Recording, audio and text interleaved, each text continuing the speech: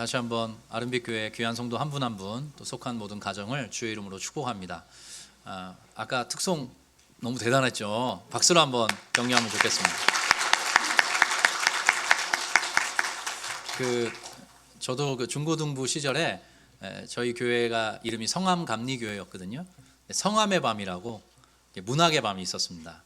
그때 이렇게 늘 이렇게 중창 혹은 합창으로 이렇게 하나님께 영광 돌리는 그런 시간이 있었는데요. 문득 그때 생각이 나더라고요. 그리고 다 오늘 솜씨를 보니까 우리 동백일남 다락방이 한가닥 하시는 분들이 주로 이렇게 아카펠라라고 하죠.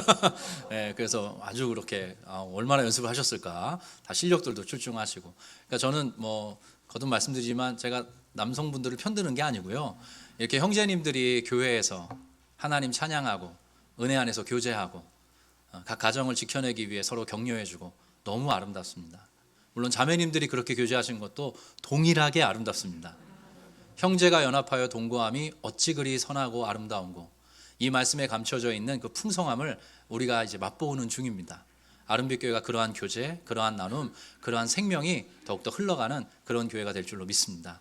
함께 해주시는 모든 분들께 진심으로 감사드리고, 아까 옷까지 그렇게 크리스마스 계절에 맞게 맞추시고 마스크까지 뭐 어떻게 제작하셨는지 모르겠어요. 그렇게 아무튼 너무 공들여 주셔서 문득 다음 주 특송하시는 다락방이 부담을 느끼시겠다 이런 생각도 들더라고요. 네, 이렇게 한 주 한 주 너무 기쁘게 추억들이 쌓여가서 감사합니다. 오늘이 가장 춥다 그러더라고요. 여러분 어떻게 교회 오셨습니까? 네. 저도 참 많이 걱정이 됐습니다. 어르신들도 계시고 또 자녀들도 있고. 네, 저희 감사한 게 아무튼 지하 주차장이 널찍하게 있어서 외부를 통하지 않고 바로 올라올 수 있어서 참 감사한 것 같아요. 근데 어제 이제 설교를 준비하다가 문득 저녁 시간에 주차 봉사하시는 분들이 갑자기 생각이 나는 거예요. 그래서 제가 이게 그냥 있을 게 아니라 좀 격려라도 해드려야 되겠다. 너무 감사하고 죄송하고 그런 거예요. 오늘이 가장 춥다는데 외부에서 성도님들을 맞이하셔야 되니까 제가 문자도 드리고 주차팀 전체 이렇게 섬기시는 팀장님이라고 할까요? 전화를 드렸어요. 했더니 별일 아니라고 얘기하시는 거예요. 뭐라 그러시냐면 아유 목사님 원래 주차팀은 겨울에는 춥고 여름에는 더워요. 그렇게 그냥 얘기하시는 거예요. 그래서 지난 여름에도 부지 고생하셨겠구나 이 생각이 들고, 근데 너무 참 이렇게 아무런 이렇게 어려우실 텐데 분명히 힘드실 텐데 그런 내색하지 않으시고 교회 구석구석을 섬겨주시는 참 많은 이게 청지기들이 있으셔서 올 한 해 이렇게 아름빛교회가 올 수 있었습니다. 우리 주차부뿐만 아니라 섬기시는 모든 우리 아름빛교회를 섬기시는 봉사자들을 위해서 박수로 한번 격려하면 좋겠습니다. 네, 몇 주간 이사야서를 통해서 말씀의 은혜를 나누고 싶은데요. 지난주에 제가 이사야서에 별명이 있다고 여러분들에게 말씀드렸는데 일부 때는 맞추시더라고요. 기억하시던데, 자 성경에 조금 늦지만 나왔습니다. 성경의 축소판이라고 이사야서에 별명이 붙어 있다 말씀드렸습니다. 이유는 66장까지인데 이사야서를 중간으로 탁 나누면 1장부터 39장까지를 전반부. 근데 39장까지니까 39장이잖아요. 근데 구약 성경도 39권의 책으로 되어 있습니다. 참 신비롭죠. 그리고 후반부는 40장부터 66장까지인데 그래서 29장으로 이루어져 있습니다. 신약 성경도 27권의 책으로 되어 있어요. 그래서 마치 성경을 이렇게 축약해 놓은 것처럼 하나님의 심판에 대해서, 그러나 또 하나님이 궁극적으로 우리에게 베푸시는 하나님의 회복에 대해서 이사야서가 이렇게 담뿍 담아내고 있다 이렇게 말씀을 드렸습니다. 그래서 오늘부터는 이렇게 후반부를 좀 중심으로 몇 군데의 말씀을 살펴보려고 하는데요. 이사야서 후반부에는 어떤 내용이 좀 반복해서 등장하냐 하면 하나님께서 하나님의 종 여호와의 종을 보내실 것이다. 근데 그 종이 고난받는 종으로 이 땅에 오실 것이다. 이런 내용이 반복되어 등장하고 있어요. 학자들이 정리해 놓은 내용을 보니까 대표적으로 네 부분에 그 내용이 실려 있다고 합니다. 그 여호와의 보내시는 종, 여호와의 고난받으시는 그 종은 다름 아니라 예수 그리스도를 의미합니다. 그래서 그 내용 중에 그 네 번에 걸쳐서 예수 그리스도를 이렇게 예언했던 고난받는 종에 대한 노래 중에 첫 번째 말씀을 오늘 우리가 읽은 것입니다. 그래서 오늘 42장 1절 한 번만 자막으로 다시 한번 읽어보겠는데요. 같이 한번 읽어볼까요? 시작. 내가 붙드는 나의 종, 내 마음에 기뻐하는 자, 곧 내가 택한 사람을 보라. 내가 나의 영을 그에게 주었은즉 그가 이방에 정의를 베풀리라. 하나님께서 이렇게 이사야를 통해서 예언하셨습니다. 내가 한 종을 보낼 거다. 그는 내가 붙드는 중이고 내 마음에 기뻐하는 자고 또 내가 택한 사람이다. 내가 나의 영 성령을 그에게 줄 것이다. 이런 내용을 이사야를 통해서 일러주고 계세요. 예수님이 오시기 700~800년 전에 예견된 책입니다. 놀랍죠? 근데 이 말씀이 제가 다시 한번 정리해드리면 이렇습니다. 여호와의 고난받는 종을 여호와 하나님께서 어떻게 하실 것인가 이렇게 이야기합니다. 첫 번째, 하나님이 붙들어 주신다고 합니다. 오늘 말씀에. 두 번째는 하나님께서 그를 기뻐하신다고 기록되어 있어요. 그 세 번째는 하나님께서 그를 택하셨다라고 되어 있는데, 이 택한다는 것은 우리 구원에 관련돼서도 쓰이는 용어이지만 그 구약 성경 당시 배경에서 보면 하나님께서 특수한 사명을 위해서 세운 사람을 그렇게 표현합니다. 택하여 세웠다 이렇게 표현을 해요. 대표적으로 왕에게 지칭되는 경우가 많았습니다. 왕이 보통 사람이 아니잖아요. 그래서 그 당시에 왕이라는 존재는 신이 택하여 세운 존재, 그렇게 인식을 갖고 있었어요. 그 네 번째는 이제 성령을 주시겠다 그렇게 표현을 하고 있습니다. 그래서 이게 예수님께 어떻게 적용이 되는지, 예수님의 삶과 사역에서 어떻게 드러나는지가 특별히 세례식에서 잘 이렇게 묘사가 되고 있어요. 여러분들하고 몇 번 그 말씀을 살펴봤는데요. 예수님께서 세례 받으시고 이제 본격적인 공생애의 삶을 시작을 하시는데, 한번 말씀드린 것처럼 예수님이 세례 받으시는 것은 단순히 세례 받으심을 표현하기보다는 왕의 대관식이다, 그렇게 우리가 해석할 수 있습니다. 한번 그 말씀, 마태복음 말씀인데요. 띄워주실까요? 제가 읽겠습니다. 예수께서 세례를 받으시고 이제 공생애를 시작하십니다. 세례 요한에게 세례를 받으시고 곧 물에서 올라오실새, 그 다음에 하늘이 열리고 하나님의 성령이, 자 여기도 나옵니다. 하나님의 성령이 비둘기같이 내립니다. 예수님 위에, 자기 위에 임하심을 보시더니, 여기는 같이 읽을까요? 시작. 하늘로부터 소리가 있어 말씀하시되 이는 내 사랑하는 아들이요 내 기뻐하는 자라 하시니라. 잠깐만 띄워주십시오. 세례식에 보면 세 가지 표현이 도드라지게 등장합니다. 첫 번째는 뭐냐면 예수님이 세례를 받으실 때 성령이 임하셨다 이렇게 등장을 하고 있어요. 아까 이사야서에도 그런 내용이 등장을 하죠. 또 여기 보면 이는 내 사랑하는 무엇이요? 아들이요. 대단히 특별한 관계에 있는 하나님께서 세우신 존재라는 것을 이렇게 신의 아들이라는 표현으로 이렇게 표현하고 있습니다. 그리고 또 내 무엇하는 자라? 기뻐하는 자라. 놀랍게도 이사야 42장 1절의 말씀이 세례식에 이렇게 많이 중첩되어서 이렇게 풀어지고 있습니다. 근데 빠진 표현이 하나 있어요. 빠진 표현이 뭐냐면 내가 붙드는 나의 종이라고 했거든요. 붙드신다는 표현이 세례식에는 안 나와요. 붙드신다는 표현은 빠져 있습니다. 그래서 제가 어제도 이제 말씀을 연구하다가 왜 그 표현을 성경이 이렇게 빼놓았을까? 분명히 하나님께서 우리 예수 그리스도를 붙들고 계셨을 텐데, 사도행전의 한 말씀에서 제가 힌트를 얻었습니다. 그 말씀을 한번 살펴보겠는데요. 천천히 읽겠습니다. 시작. 하나님께서는 나사렛 사람인 예수님에게 성령과 능력으로 기름 부으셨습니다. 그분은 두루 다니시면서 선한 일을 하셨고 귀신에 사로잡힌 사람들을 고쳐 주셨습니다. 이는 하나님께서 예수님과 함께 계셨기 때문입니다. 잠깐 띄워주십시오. 이는 하나님께서 예수님과 함께 하셨기 때문입니다. 자, 이 말을 통해서 확인할 수 있는 게, 예수님의 모든 공생애의 삶을 잘 들여다봤더니 하나님께서 늘 예수님과 함께 하셨다는 사실을 확인하게 된다는 뜻입니다.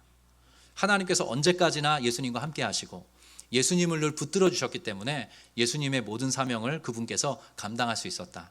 예수님의 모든 섬김을 볼 때 하나님이 언제나 그와 함께 하시는 것을 확인할 수 있다.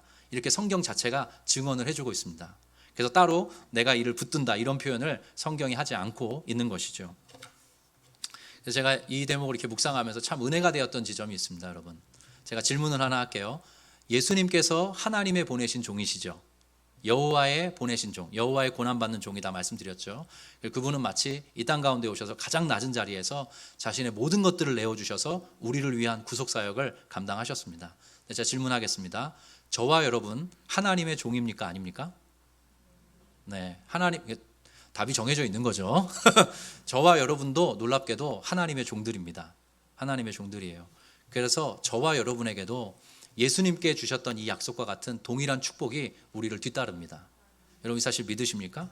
그래서 아까 말씀드린 것처럼 하나님께서 하나님의 종을 붙드십니다. 하나님께서 하나님의 종을 기뻐하시고요. 하나님께서 하나님의 종을 택하셨답니다. 그리고 하나님께서 하나님의 종에게 성령을 부어주신답니다. 이게 비단 예수 그리스도에게만 국한된 메시지가 아니라 우리 모든 하나님의 사람들에게 적용되는 말씀이다라는 거죠. 하나님이 여러분을 붙들고 계신답니다. 이 사실을 꼭 기억하십시오. 하나님이 여러분과 함께 하신답니다. 성도란 누구인가? 성도란 존재는 다양하게 표현할 수 있지만 저는 그렇습니다. 적어도 저의 인생이 그런데요. 제 인생을 지나고 보니까 짧은 인생이지만 하나님이 내 삶을 붙들어 주셨구나. 하나님이 나를 떠나지 않으셨구나. 나는 때로 하나님을 떠나고 나는 하나님을 놓아버리는 때가 있었지만 하나님은 결코 나를 버리지 않으셨구나. 이것들을 깨닫는 것이죠. 그리고 저를 아는 누군가, 저와 가까이 오랜 시간 교제했던 사람들이 볼 때 김영률이라는 인생 보니까 그래 맞아. 그런 면이 있어. 하나님이라는 분이 저 친구의 삶에 역사하신 게 보여. 이렇게 고백할 수 있는 그런 삶이 바로 성도의 삶이 아닌가 생각해 보게 되었습니다. 오늘도 아름빛교회 예배하시는 귀한 성도님들 한 분 한 분께 제가 꼭 힘주어 부탁드리고 싶은 게 있습니다. 하나님이 여러분과 함께 하시고 여러분을 붙들고 계십니다. 왜냐하면 여러분이 하나님의 종이기 때문입니다. 조금 그래서 다른 표현으로 쓰면 저와 여러분은 성도이면서 동시에 작은 예수로 살아가는 사람들입니다. 예수님의 모습과 같이 예수님이 하나님께서 보내신 종으로 그분의 모든 삶을 감당하신 것처럼 우리도 똑같이 하나님께서 이 땅 가운데 어떤 목적이 있으셔서 보내신 하나님의 종들입니다. 그래서 하나님이 우리와 함께 하시고 우리를 붙들어 주시고 우리를 기뻐하시고 우리를 택하셔서 우리에게 성령을 부어주심으로 우리로 어떤 역할, 어떤 의미 있는 삶을 감당하도록 하나님께서 우리를 부르셨습니다. 이 사실을 꼭 기억하시는 우리 성도님들 되셨으면 좋겠어요. 그래서 제가 자주 쓰는 표현이 있어요.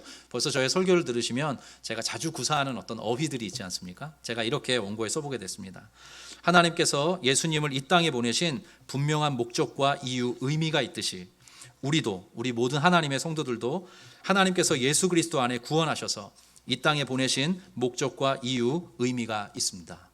그것을 발견하고 그것을 더듬어 찾아가고 그것이 축적되어 가는 것이 바로 성도의 삶입니다. 그래서 우리가 인생을 저보다 훨씬 선배님들이 계시지만 인생을 많이 살았을 때 뒤돌아보니까 하나님이 나와 함께 하셨고 나를 붙들고 계셨구나. 나도 알고 내 주변의 사람들도 알게 되는 것, 그게 놀라운 은혜이고 축복입니다. 이 은혜의 주인공, 이 축복의 주인공 되시기를 주의 이름으로 간절히 빕니다. 그래서 이 붙드신다는 말에 제가 왜 집중하게 됐냐면 우리가 이사야 42장을 읽었거든요. 그 전문맥인 이사야 41장에 유명한 말씀이 등장하기 때문입니다. 말씀을 띄워주실까요? 제가 읽겠습니다.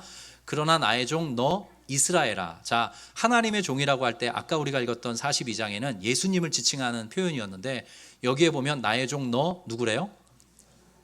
자꾸 이런 말이 툭 튀어나왔네. 나의 종 너 이스라엘아. 그러니까 하나님의 백성 전체를 이야기하는 거예요. 그러니까 하나님의 종이라는 개념이 그 두 가지로 쓰입니다. 특별한 단수, 한 명을 지칭할 때, 특별히 예수님을 지칭할 때 하나님의 종이라는 표현도 쓰이고 하나님의 백성 전체를 지칭할 때 하나님의 종이라는 말이 동일하게 쓰입니다. 자, 그러나 나의 종 너 이스라엘아, 하나님의 택한 백성들, 내가 택한 야곱아, 나의 벗 아브라함의 자손아, 내가 땅 끝에서부터 너를 어떻게 한대요? 붙들며. 우리 모든 성도들을 하나님께서 붙드신대요. 땅 모퉁이에서부터 너를 부르고 내게 이르기를 너는 나의 종이라. 내가 너를 택하고 싫어하여 버리지 아니하였다 하였노라. 자, 여기서부터 유명한 말씀인데요. 같이 한번 읽어보겠습니다. 시작. 두려워하지 말라. 내가 너와 함께함이라. 놀라지 말라. 나는 내 하나님이 됨이라. 내가 너를 굳세게 하리라. 참으로 너를 도와주리라. 참으로 나의 의로운 오른손으로 너를 붙들리라. 잠깐 띄워주십시오. 적지 않은 성도님들이 인생 말씀으로 이 말씀을 마음에 품고 계세요. 네, 제가 한 번 더 읽겠습니다. 두려워하지 말라. 내가 너와 함께함이라. 놀라지 말라. 나는 내 하나님이 됨이라. 내가 너를 굳세게 하리라. 참으로 너를 도와주리라. 참으로 나의 의로운 오른손으로 너를 붙들리라. 그러니까 모든 하나님의 성도, 모든 하나님의 종들에게는 이 은혜와 특권이 있습니다. 하나님이 붙들어 주시는 거죠. 그래서 두려워하지 않을 수 있고, 그래서 승리할 수 있고, 그래서 극복할 수 있고, 그래서 견뎌낼 수 있는 것입니다. 하나님이 그런 하나님으로 여러분들에게 간섭하고 계심을 믿으시기를 주의 이름으로 축복합니다. 제가 어제도 그 한 가정과 이제 신방을 했는데 이 성도님하고 대화를 하면서 제가 참 많은 은혜를 받았어요. 어떻게 여러 가지 상황 속에서 아름빛교회까지 이제 등록하게 되셨는데 그분의 인생이 어마어마하시더라고요. 이 롤러코스터가. 근데 어느 순간 알게 되셨다는 거예요. 하나님 말씀을 듣고 하다가 이게 내가 믿는 게 구원이 아니네. 하나님께서 나를 택해서 뽑으시는 게 구원이네. 이거를 알게 됐다는 거예요. 그러니까 그걸 뭐라 표현하지를 못하실 정도로 그 감격을 이렇게 토해내시더라고요. 여러분 정말 그렇습니다. 믿음은 또 구원은 하나님의 선물입니다. 하나님이 그저 많은 인생들 가운데, 죄악 가운데 쓰러져 있는 많은 인생들 가운데 하나님께서 찾아가셔서 선택하시는 거예요.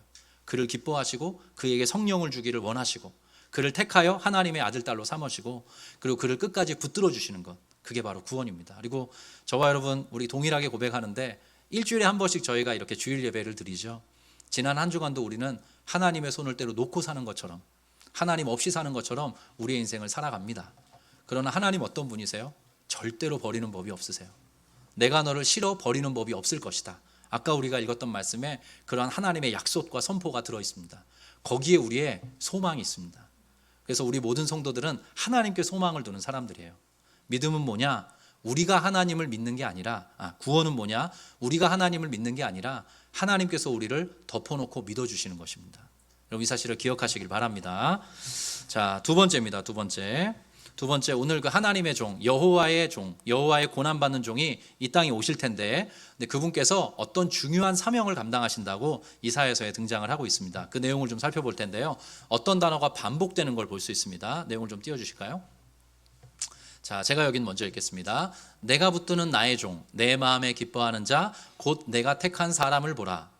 내가 나의 영을 그에게 주었은즉 그가 이방의 정의를 베풀리라. 자, 두 번째 3절 말씀을 띄워주실까요? 여긴 여러분들이 읽어주십시오. 시작.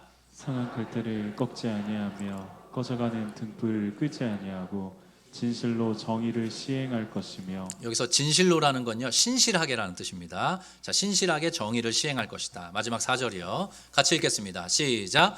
그는 쇠하지 아니하며 낙담하지 아니하고 세상에 정의를 세우기에 이르리니 성들이 그 교훈을 앙망하리라. 자, 어떤 단어가 반복되죠, 여러분? 네, 정의입니다. 따라해 볼게요. 정의. 자, 정의라는 단어가 반복됩니다. 근데 어떻게 성경이 묘사하고 있냐면 제가 한 번 더 빠르게 설명해 드릴게요. 그가 이방에 정의를 베풀리라. 그렇게 이야기를 하고 있고요. 또 하나, 신실하게 정의를 시행할 것이다. 그리고 세 번째, 세상의 정의를 세우기에 이를 것이다. 이게 얼마나 중요한지 이 넉 절의 말씀 중에 세 차례에 걸쳐서 정의라는 표현이 반복되어 등장하고 있습니다. 자, 예수께서 오시면, 하나님께서 보내시는 자, 하나님께서 보내신 고난받는 종 예수께서 오시면 그분이 정의를 베풀고 정의를 시행하고 정의를 세울 것이라고 성경이 재차 3차 강조하고 있어요. 이유가 있겠죠. 성경에 이렇게 반복되는 단어를 표현하는 데는 강조점이 있기 때문입니다. 근데 이거 히브리어로 한번 따라해 보면 좋겠습니다. 교양의 차원에서. 정의라는 말의 히브리어가 이렇습니다. 미시파트. 한 번 더, 미시파트. 자, 미시파트라는 말을 쓰고 있는데요. 이게 한글 성경에 보면 정의라고 번역되어 있습니다. 근데 옛날 개역 한글판에는 공의라고 되어 있어요. 그래서 약간 성경, 저희도 이제 단어가 비슷비슷한 단어들이 있지 않습니까? 성경도 비슷비슷한 내용들을 이렇게 담고 있어서 가끔씩 이렇게 번역을 좀 조정하기도 합니다. 그런데 아까 말씀드린 것처럼 예수께서 오시면, 여호와께서 보내시는 그 종이 오시면 정의를 베풀고 정의를 시행하며 정의를 세울 것이다라고 강조하고 있어요. 근데 이 정의라는 게, 여러분 딱 정의라는 말을 들으면 어떤 느낌이 드세요? 네, 그냥 알아서 하지. 이런. 네, 정의라는 말을 딱 들으면 일단은 어떤 재판정이 떠오르지 않습니까? 옳고 그름, 뭔가 판결. 네. 근데 실제로 그런 의미입니다. 이게 판결이라는 뜻을 갖고 있어요. 시시비비를 가린다는 뜻이에요. 옳고 그름을 따진다는 뜻입니다. 판결한다는 뜻이에요. 그런데 이 판결, 어떤 뜻이냐면 재판을 통해 가려지는 정의, 그거를 미시파트라고 합니다. 1차적으로는 재판을 통해서 정의가 가려지지 않습니까? 옳은 거 그른 거. 그래서 구약에 보면 사사라는 사람들이 섬깁니다. 이스라엘 백성들을 통치하죠. 다스려 가는데 사사라는 말의 어원이 뭐냐면 그 뜻이 샤파트라고 돼 있어요. 미시파트, 샤파트 같은 어원을 갖고 있습니다. 그러니까 사사는 어떤 사람이냐? 이스라엘 백성들 간에 일어나는 여러 가지 일들을 시시비비를 가려 올바르게 판단하는 사람. 그 사람을 사사라고 이야기한 거죠. 이스라엘 백성들의 리더인 거죠. 리더인 겁니다. 근데 하나님의 종 예수 그리스도께서 메시아로서 이 땅 가운데 오시면 그것을, 그 정의를, 그 미시파트를 다시 한번 베풀고 신실하게 그 정의를 시행하고 그 세상 속에, 우리가 살아가고 있는 이 세상 속에 그 미시파트를 다시 세우신답니다. 성경이 그렇게 강조를 하고 있어요. 그래서 이렇게 들으면 예수님이 오셔서 뭔가 재판관의 역할을 하시나 이렇게 볼 수 있는데, 이 미시파트라는 말이 아까 말씀드린 것처럼 재판정에서 시시비비를 가린다는 말 이상으로 아주 독특한 의미를 담고 있어요. 훨씬 더 그 내용이 풍성합니다. 그 내용을 존 오스왈트라는 미국의 유명한 목사님이 계신데 그분의 책에서 제가 좀 발췌해 왔어요. 제가 좀 읽어가면서 설명하겠습니다. 히브리어 미시파트가 사법적인 공정함, 정의로움보다 훨씬 더 많은 것을 의미한다는 점은 잘 알려져 있다. 가장 넓은 의미에서 이 말은 모든 이의 관심사가 적절하게 다루어지는 사회적 질서를 뜻한다. 그러니까 모든 사람의 관심사가 적절하게 어우러지는 아주 화평한 세상을 뜻한다는 거죠. 미시파트가 없는 사회, 만약에 미시파트, 그 정의가 없는 사회는 어떤 사회냐? 소수의 지위를 확대하기 위해 사용되는 폭력이 유일한 규칙인 사회다.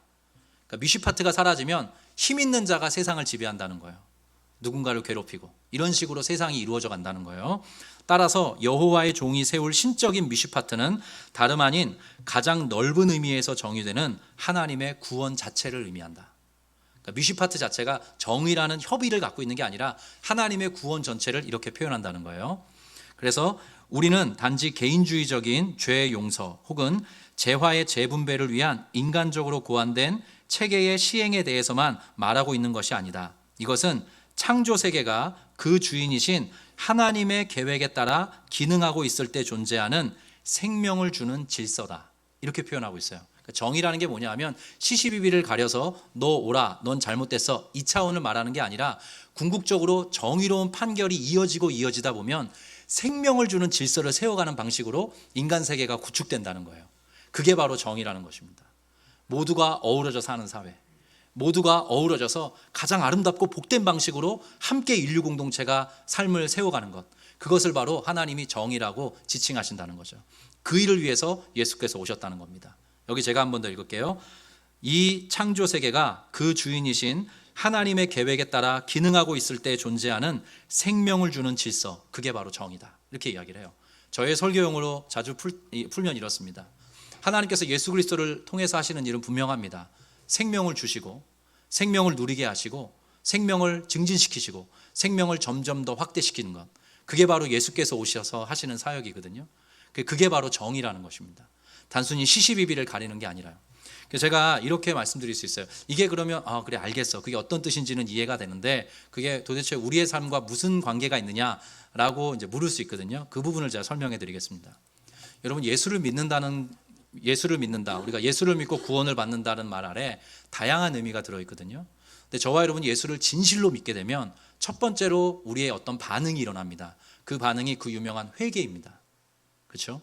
우리가 예수님 앞에 딱 서게 되면 우리의 삶이 얼마나 쓰레기와 같은지, 얼마나 버러지와 같은지, 우리가 이렇게 옷 입고 주일에 예배하지만 우리의 속사람이 얼마나 죄악으로 가득 차 있는지, 우리가 죄밖에 생각하지 않고 사는 사람인지를 깨닫게 돼요. 하나님 앞에서 시시비비가 가려지는 순간이죠. 오호라, 나는 곤고한 사람이로다. 이 사망의 몸에서 누가 나를 건져내라. 고백할 수밖에 없고, 내가 바로 죄인 중에 우두머리다, 죄인 중에 괴수다, 그렇게 토설할 수밖에 없는 게 바로 성도입니다.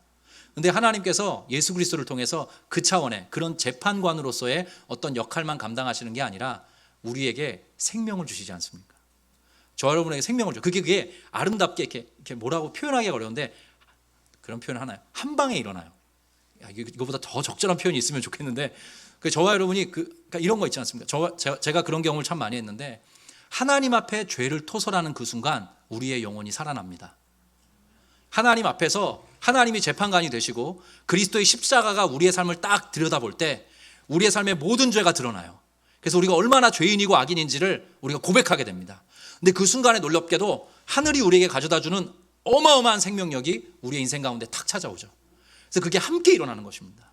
우리가 회개하고 돌이키는 그 순간 하늘의 생명이 우리 가운데 주어져서 생명이 가져다주는 질서가 우리의 삶에 딱 세워지는 것입니다. 그게 바로 구원받은 성도의 삶이에요. 여러분이 주일 예배 이렇게 말씀 듣고 찬양하고 기도할 때 눈물 쏟으시잖아요. 눈물 흘리시면서 하나님 앞에 여러분의 삶을 다시 세워가기를 원한다는 그 기도에는 딱 두 가지가 있는 것입니다. 첫 번째는 뭐냐면, 내가 이러이러한 죄인입니다. 오늘도 다시 한번 나를 불쌍히 여겨주십시오. 고백하게 돼요. 왜냐하면 하나님이 정의로운 분이시니까, 하나님이 재판관이시니까. 그런데 그것에서 그치지 않고 예수 그리스도 안에서 저와 여러분을 구원하실 때 생명을 함께 선사해 주시는 것입니다. 그 생명 안에서 우리의 삶의 구조와 우리의 삶의 질서와 우리의 삶의 방향이 그 생명에 있다와 세워져 가도록 하나님께서 우리의 삶을 격려하시죠. 그래서 예배를 드리고 나면 분명히 울었는데 웃으면서 나가는 거죠. 분명히 울었는데 일어날 수 있는 힘, 생명력이 생겨나는 것입니다. 기쁨이 생겨나는 거죠. 이게 성도의 삶이 이렇게 경험되는 겁니다. 예수께서 진짜 오신 거는 시시비비를 가리는 차원이 아니라 그 차원을 뛰어넘어서 생명이 가져다주는, 생명을 세우고 생명을 증진시키고 생명을 확대시키는 그 질서를 세우기 위해서 이 땅 가운데 오신다. 그 이야기를 이렇게 나눠주고 계신 것입니다. 여러분 믿으십니까? 그 은혜를 우리가 다 누리고 있는 것이에요. 그래서 어떤 의미에서 모든 예배는, 한국교회, 세계교회가 드리는 모든 예배는 그 은혜가 있어야 하는 것입니다. 죄인됨이 토설되고 그리고 하나님께서 주시는 어마어마한 생명력이 각 성도의 심령 가운데 와서 박히는 것, 그게 바로 예배 가운데 이루어지는 놀라운 기적인 것이죠. 근데 그 예수님 당시에 재판관 노릇을 했던 사람들이 있습니다. 그게 누구냐면 그 유명한 바리새인들이에요. 유대인들이라고도 표현이 되는데 바리새인들, 서기관들이었어요. 그들이 어떤 행동을 하는지를 좀 여러분들에게 말씀드리려고 하는데, 저와 여러분이 읽었던 이사야 42장의 말씀이 마태복음 12장에 인용이 됩니다. 그래서 이러이러한 일을, 이사야서에 나오는 이러이러한 일을 감당하려고 예수님께서 오신 것이다, 이렇게 한 번 더 환기를 시켜줘요. 예. 근데 그 전문맥에 어떤 이야기가 나오냐면 안식일 규례에 대한 이야기가 나와요. 잘 아시다시피 유대인들은 지금도 안식일을 아주 철저하게 지킵니다. 그래서 제가 자료를 찾아보니까 안식일에 해서는 안 되는 내용을, 안 되는 행동을 39가지로 정리를 해놨어요. 그러니까 그냥 안식일을 기억하여 거룩히 지키라, 우리 십계명을 그렇게 외우고 있는데, 유대인들에게, 정통 유대인들에게는 안식일에 하면 안 되는 행동이 39가지가 있는 거예요. 그 중에는 바느질도 있습니다. 그리고 500m 이상 걸으면 안 돼요. 뭐 이런 내용들이 들어있는 거예요. 그러니까 안식일이라는 것을 어떤 식으로 사용하냐면 이건 하면 되고 이건 하면 안 돼, 이런 식으로 시시비비, 옳고 그름을 가리는 방식으로 유대인들이 쓰고 있었어요, 바리새인들이. 근데 예수님 당시에 어떤 일이 일어났습니다. 뭐냐면 안식일에 예수님의 제자들이 배가 고픈 거예요. 그래서 주변을 지나다가 밀 이삭을 잘라 먹습니다. 그때 또 한판 붙어요. 바리새인들이 저것 보라고, 쟤네게 율법을 안 지키는 사람들이라고. 예수라는 작자와, 이건 불경한 얘기지만 예수라는 작자와 그 일당들이 하는 행태를 보라고, 이런 식으로 끊임없이 막 폄하를 하는 거죠. 공격을 하는 거죠. 그리고 또 하나, 예수님이 마태복음 12장에 보면 한 사람을 만납니다. 근데 그 사람이 어떤 사람이냐면 한편 손이 말라버린 사람이에요. 그게 장애인지 일시적인 문제인지 모르겠지만 한쪽 팔을 온전히 쓸 수 없는 그런 사람을 예수님이 안식일에 만나세요. 그러니까 예수님의 마음이면, 우리가 예수님의 성정을 잘 알고 있기 때문에 예수님이 그 사람을 고치시는 게 자연스럽겠죠. 근데 그 바리새인들, 그 재판관 노릇했던 그 사람들은 뭐라고 얘기했냐면, 안식일에 이 사람의 병을 고치는 게 옳습니까, 그릅니까, 이렇게 질문을 해요. 그 내용을 한번 살펴보겠습니다. 마태복음 12장입니다. 띄워주실까요? 제가 읽겠습니다. 한쪽 손 마른 사람이 있는지라 사람들이 예수를 고발하여, 바리새인들, 유대인들을 얘기합니다.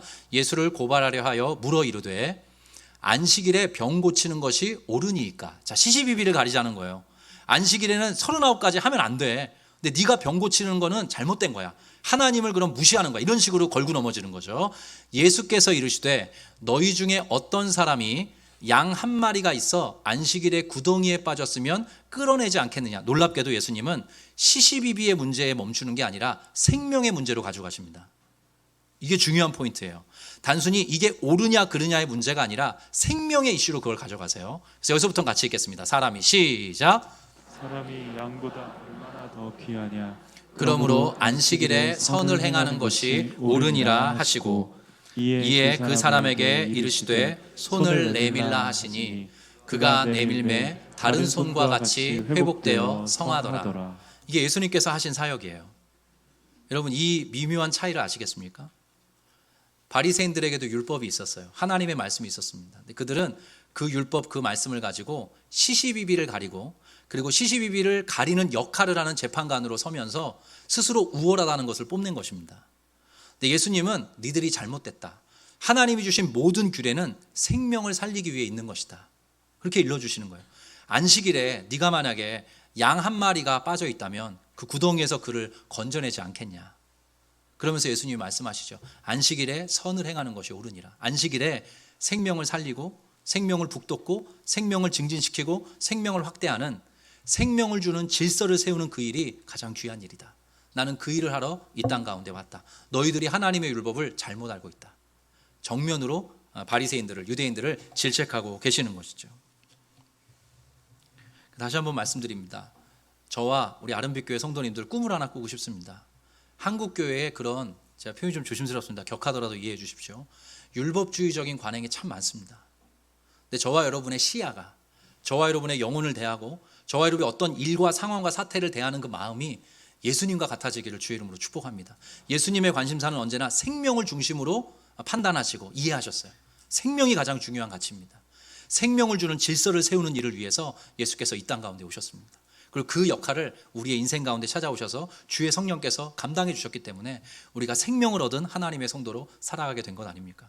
언제까지나 이러한 관점을 가지고 인생을 영위하는 성도로 걸어가는 우리 모든 하나님의 백성들 되었으면 좋겠어요.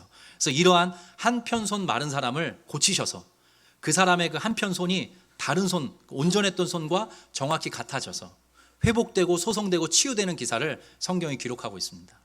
그러면서 아까 우리가 읽었던 마태복음 12장 17절의 내용, 이사야서를 인용한 내용이 등장하는데요. 여기를 제가 한번 빠르게 읽어볼게요. 이는 선지자 이사야를 통하여 말씀하신 바, 보라 내가 택한 종 곧 내 마음에 기뻐하는 바 내가 사랑하는 자로다. 내가 내 영을 그에게 줄 터이니 그가 심판을 이방에 알게 하리라. 그는 다투지도 아니하며 들레지도 아니하리니, 들레지라는 말은, 들레다라는 말은 시끄럽게 떠든다는 말이에요. 제가 이따 설명해 드릴게요. 아무도 길에서 그 소리를 듣지 못하리라.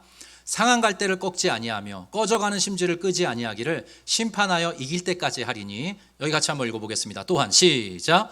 또한 이방인들이 그의 이름을 바라리라 함을 이루려 하심이니라. 잠깐 띄워주십시오.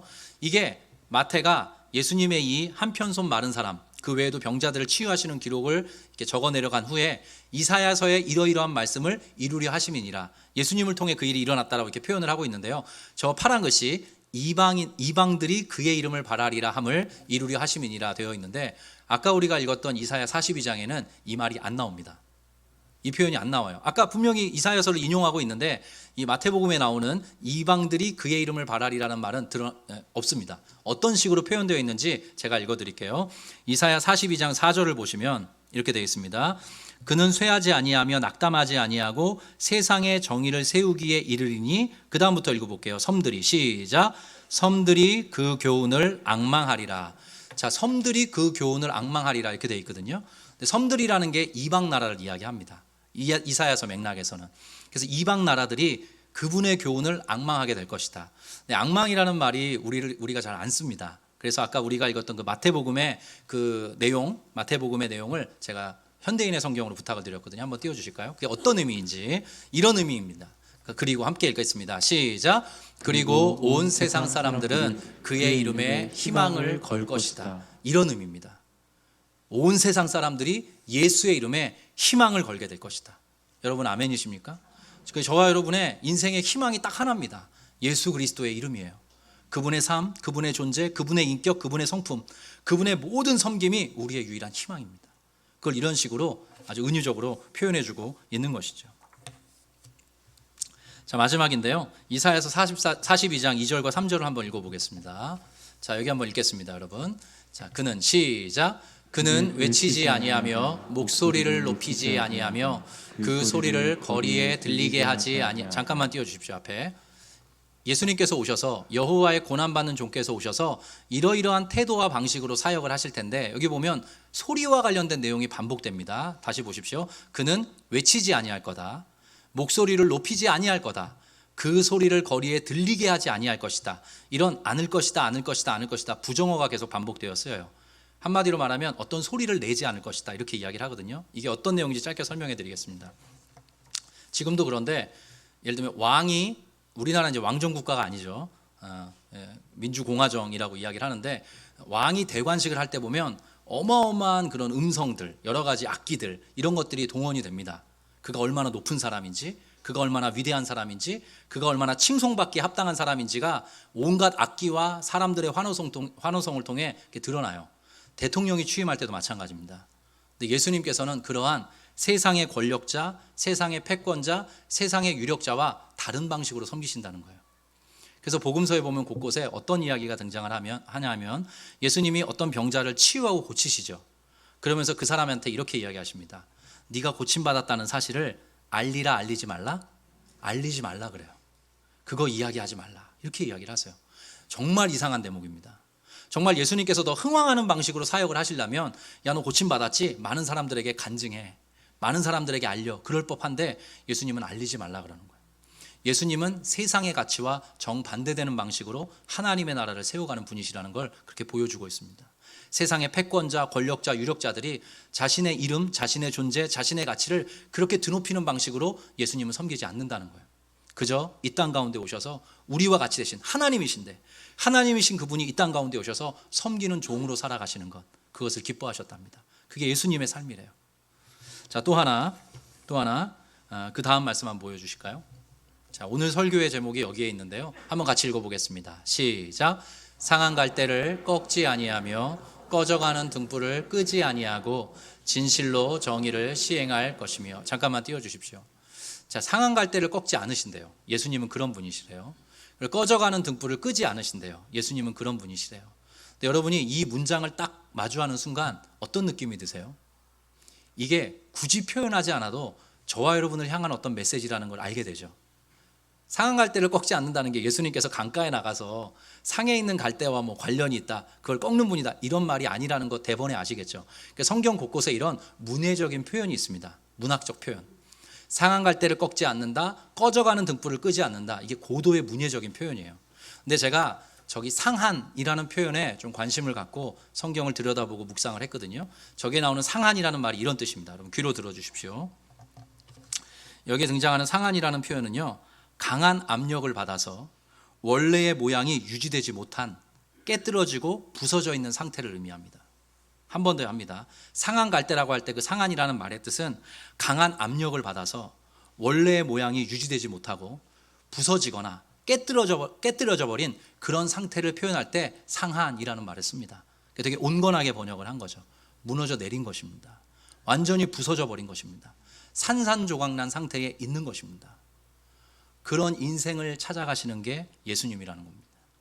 꺼져가는 등불, 거의 다 타올라서 더 이상 생명력이 없는, 생명력이 거의 꺼져가는 그 사람에게 찾아가셔서 당신의 생명을 나누어 주시는 것, 그게 바로 예수 그리스도의 사역이라는 것입니다. 제가 이 지점에서 참 오래 머물게 됐습니다. 저와 여러분이 예수님을 만나면 산산이 부서진 것처럼, 무너져 내린 것처럼, 더 이상은 온전한 모양을 유지할 수 없을 것만 같은 우리의 마음과 영혼, 우리의 인생이 복구되는 것, 우리가 경험하지 않습니까? 여러분 그 은혜 경험하면서 살아가고 계시죠? 예수님은 그 사역을 위해 이 땅 가운데 오신 것입니다. 무너져 내린 인생, 무너져 내린 마음, 도무지 원래의 그 원형을 유지할 수가 없는 무력한 상태에 있는 그 영혼 한 사람 한 사람을 찾아가셔서 그것을 다시 쌓아주시는, 아까 나누어드린 말씀과 같이 생명을 주는 질서를 그 인생 가운데 다시 한번 확립시키시는 것, 그게 바로 예수의 꿈, 예수의 소망, 예수의 섬김이라는 것이죠. 제가 참 이 말씀 앞에 설 때 제 자신의 지난 삶을 생각해 보게 됩니다. 여러분 저도 제 마음에 그 가요 중에, 이제 목사는 가요도 잘 알아야 돼요. 왜냐하면 거기에 인생의 모든 스토리가 있으니까. 백지영 씨가 부른 노래 중에 총 맞은 것 그런 노래가 있어요. 총 맞은 것처럼. 와, 어떻게 그런 가사를 쓰나 몰라요. 근데 제가 하나님을 뜨겁게 만나고 제 인생이 이렇게 하나하나 채워져 갈 때 지나고 보니까 제 마음에 있던 구멍이 단수가 아닙니다. 구멍들이 채워지는 경험을 하게 됐던 거예요. 하나님의 어루만지심 속에 예수님이 제 상처와 아픔을 어루만져 주심을 통해서 그게 하나하나의 구멍들이 채워져 가는 것. 그래서 제 속에 하나님께서 원래 선사해 주고 싶으셨던 생명을 주는, 생명을 세우는 질서가 내 삶 속에 세워져 가고 있구나. 그래서 여러분들도 그러셨으면 좋겠는데 제가 참 행복합니다. 제가 이렇게 웃는 모습을 좋아하는 성도님들이 계시다, 이런 이야기를 들었어요. 그래서 너무 기쁩니다. 근데 정말 제가 누리고 있는 이 행복, 여러분의 행복 되면 좋겠고요. 지금도 여러 가지 형편과 처지 속에서 무너져 내려버린 것 같은 강한 압력 속에, 이게 상했다는 말이 종종 압제당한다는 말과 같은 의미로 쓰여요. 무언가 어떤 세력에 의해서 어떤 사태와 상황 속에서 압제되어서 원래의 모양을 유지할 수 없는 것과 같은 그런 인생, 그런 마음, 그런 영혼이 있는가? 내가 찾아가겠다. 그 상한 갈대를 복구시키겠다. 그 꺼져가는 등불을 다시 한번 활활 타오르도록 나의 생명을 나누어 주겠다. 예수께서 그러한 마음을 가지고 이 땅 가운데 내려오셨습니다. 그분은 위대해지려고 내려오신 분이 아니라 상한 영혼, 꺼져가는 등불을 어루만지시고 치유하셔서 하나님께서 원래 우리 인생에게 주고자 하셨던 그 생명을 맛보도록, 누리도록, 그것을 흘려보내도록, 그런 존재로 살아가도록 예수께서 이 땅에 오신 것입니다. 그 예수를 다시 한번 깊이 묵상하시면서 걸어가는, 그래서 회복과 소송과 치유를 경험하는 우리 아름빛교회 모든 성도들 되시기를 주의 이름으로 축복합니다. 우리 시편 말씀 마지막으로 읽고 오늘 설교 마치겠습니다. 같이 읽겠습니다. 시작. 할렐루야. 우리 하나님을 찬양하는 일이 선하며 찬송하는 일이 아름답고 마땅하도다. 여호와께서 예루살렘을 세우시며 이스라엘의 흩어진 자들을 모으시며 상심한 자들을 고치시며 그들의 상처를 싸매시는도다. 아멘. 이 주님이 여러분의 주님이십니다. 이 사실을 꼭 기억하시고 다시 한번 치유와 회복의 은혜 경험하시는 귀한 성도들 되시기를 주의 이름으로 축복합니다. 우리 마음이 상한 자를 고치시는 주님, 우리 이 찬송 함께 나누도록 하겠습니다. 마음이 상한 자를, 마음이 상한 자를 고치시는 주님, 하늘의 아버지 날 주관하소서. 주의 길로 인도하사 자유케 하소서. 새 일을 행하사 부흥케 하소서. 우리 처음부터 한 번 더 고백합니다. 마음이 상한 자를 고치시는 주님, 하늘의 아버지 날 주관하소서.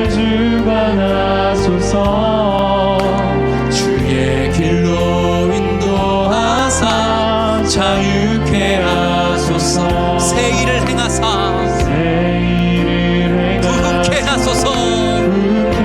의에 줄이고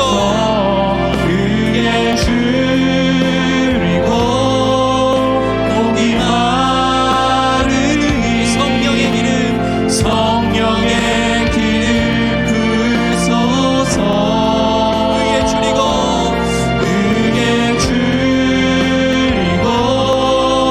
목이 마르니 내 잔을 채워주소서.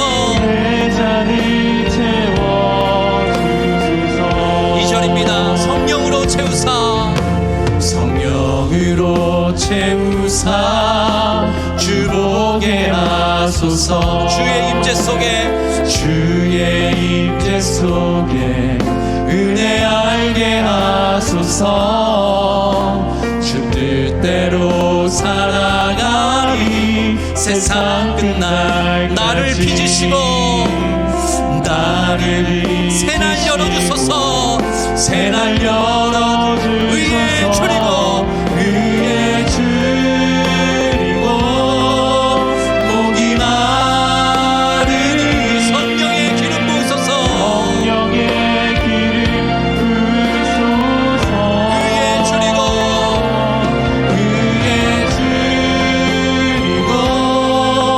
목이 마르니. 우리 다 같이 자리에서 일어나서 한번 고백합니다. 의에 줄이고 목이 마르니.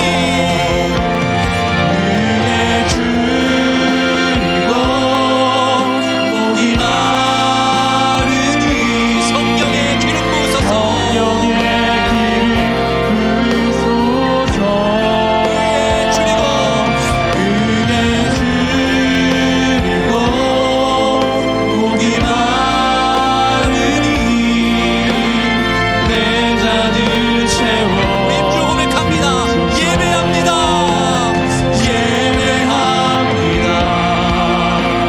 찬양하 오직 주님만 날 다스리소. 오직 주님만 예배합니다.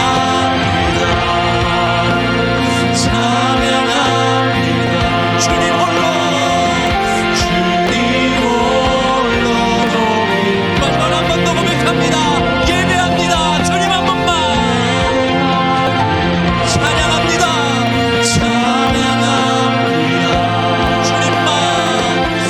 주님만 날 다스리소서.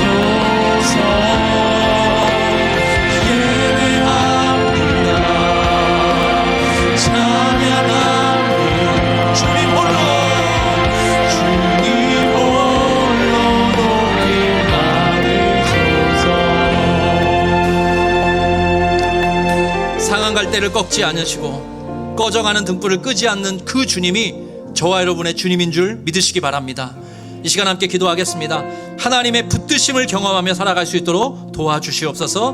나도 예수님의 뒤를 쫓아 작은 예수로 쓰임받게 해 주시옵소서. 기도해 주시면 좋겠고요. 생명을 주는 질서를 세워주셔서 내 인생 가운데, 내 심령 가운데 찾아오셔서 생명을 주는 질서를 세워주시니 감사합니다. 그 질서를 잘 유지하고 증진시키고 확대시키는 데 쓰임받는 하나님의 도구 될 수 있도록 나와 우리 가정 가운데, 우리 자녀 가운데 복 내려 주시옵소서. 그리고 이 성탄을 앞두고 무너진 마음을 가진 자가 우리 주변에 있습니다. 상심한 자들이 우리 주변에 있습니다. 무너진 마음을 가진 자, 상심한 자들을 일으켜 세워주시는 그 주님이, 그들의 주님이 되어 주시옵소서. 나와 우리 가정을, 우리 이웃을 찾아주시고 고쳐주시며 싸매어 주시옵소서. 예수 이름의 생명을 경험할 수 있도록 함께하여 주시옵소서. 주여 한번 외치고 함께 기도하겠습니다. 주여. 하나님 아버지 은혜와 사랑에 감사합니다. 우리 이 땅 가운데 오셔서 우리의 삶에, 우리의 인생에 무너져내린, 망해버린, 아버지 덩그러져 있는 오늘의 그 모양을 유지할 수가 없는, 아버지 완전히 망가져버린 우리 인생 가운데 찾아오셔서, 우리의 심령 가운데 찾아오셔서 당신이 주시는 하늘의 생명의 질서를 세워주시니 감사합니다. 우리 귀한 성도들 한 분 한 분이 그의 주인공 될 수 있도록 다시 한번 복 내려주시옵소서. 속한 가정과 귀한 자녀, 귀한 배우자, 귀한 부모 형제, 이들이 붙들고 기도하는 그 한정을 하나님의 은혜와 사랑, 생명 주신 역사가 경험될 수 있도록 저를 붙잡아 주시기를 간절히 바라고 소망합니다. 험난한 인생길을 살아가고 있습니다. 하나님께서 강한 팔로 하나님의 기쁨을 뚫어주시겠다 말씀하셨다. 그 약속의 말씀 그대로 일하여 주시옵소서.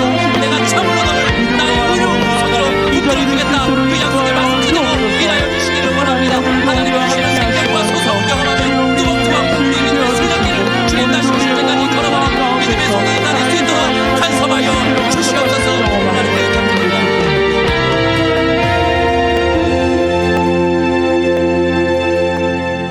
여호와께서 예루살렘을 세우시며 이스라엘의 흩어진 자들을 모으시며 상심한 자들을 고치시며 그들의 상처를 싸매 시는도다. 예수께서 우리 가운데 오셔서 원래의 형체를 유지할 수 없는 우리의 인생, 우리의 영혼, 우리의 마음을 주님이 주시는 생명으로 싸매어 주시니 감사합니다. 주님이 손대어 주시고 어루만져 주시고 우리의 마음에 숭숭 뚫려버린 그 빈구멍을 채워주셔서 이렇게 사람다운 사람으로, 복된 사람으로 걸어갈 수 있게 되었습니다. 하나님 그 생명을 잘 누릴 수 있도록 도와주시고 저와 우리 아름빛교회 모든 성도들이 그 생명을 이 세상 가운데 확대시키고 증진시키는 존재로 쓰임받을 수 있도록 우리 공동체에 속한 모든 성도와 가정이, 우리의 자녀들이 그러한 방식으로 주님 앞에 살아가는 작은 예수가 될 수 있도록 간섭하여 주시옵소서. 이번 성탄의 모든 행사 가운데 기름 부어주셔서 소외된 이웃들에게 작은 마음들이 연탄이라는 도구를 통해서 흘러갈 수 있도록 도와주시고 그 주님을 다시 한번 우리의 마음에 모셔드리고 우리 각 가정의 주인으로 고백하는 은혜가 있게 하여 주시옵소서. 특별히 깨어진 마음을 가진 귀한 성도들 한 분 한 분 가운데 찾아가 주셔서 그들의 심령 속에 주님이 주시는 생명의 질서가 다시 한번 세워질 수 있도록 간섭하여 주시옵소서. 여호와는 내게 복을 주시고 너를 지키시기를 원하며 여호와는 그 얼굴을 내게 비추사 은혜 베푸시기를 원하며 여호와는 그 얼굴을 너에게로 향하여 드사 평강 주시기를 원하노라. 사랑하는 자여 내 영혼이 잘됨같이 내가 범사에 잘되고 더욱 강건하기를 내가 간구하노라. 지금은 우리 구주 예수 그리스도의 은혜와 하나님 아버지의 크고 신실하신 사랑하심과 성령님의 내주하시고 교통하시며 우리만을 함께 하시고 우리로 온전히 회복된 마음과 영혼의 상태를 가지고 힘있게 작은 예수로 살아가도록 이끌어주시는 그 생명의 역사가 오늘 이 시간 예배하는 모든 믿음의 성도들과 이들에 속한 가정과 자녀들 위해, 우리 아름빛교회 앞날 위에, 이 지역의 소외된 이웃들 위해 지금부터 영원토록 함께 계시기를 간절히 축원드리옵나이다. 아멘.